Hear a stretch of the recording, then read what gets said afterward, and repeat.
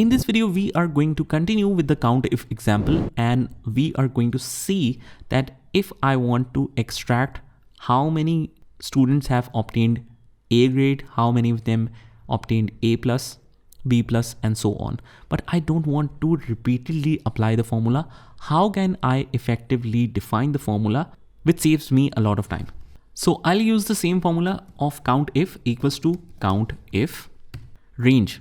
First of all, range means a couple of cells or a range of data. Always identify range as a bigger data. So criteria is this, and the range is bigger data, where we need to actually find this. I need to find A's. Where will I find this or count this? In the K column. Just remember, here you get the reference of a complete K column, so we don't need to fix this. But if you manually select the range like this, you need to fix it with $sign. Just select this and press F and F4 to totally fix this, because otherwise when we drag the formula downwards, this range will automatically slip down from here. So we don't want that. And the simplest way of doing this is just select the whole K column, because the column cannot move downwards further. It's complete column selected. Now from this column, what do you want to count? From this grades, I want to count how many times this comes.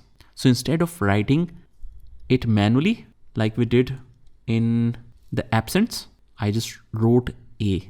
Instead of writing that, I just mentioned the criteria should be taken from here, because when we scroll down, it will automatically in the next cell take the criteria from here, and the results will automatically change this way.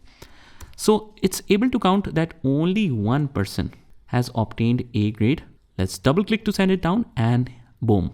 Here you have the criteria is always scroll down and the range is already fixed, and it's able to pick the grades in every single cell just by applying a formula single time. And that's the power of Excel that we are actually here to learn. We don't need to apply this formula many times. Rather, we will apply a single time formula in such a way that it should be applied to all in one go. So that's how we do it. Just try this by yourself, and I'll see you in the next one.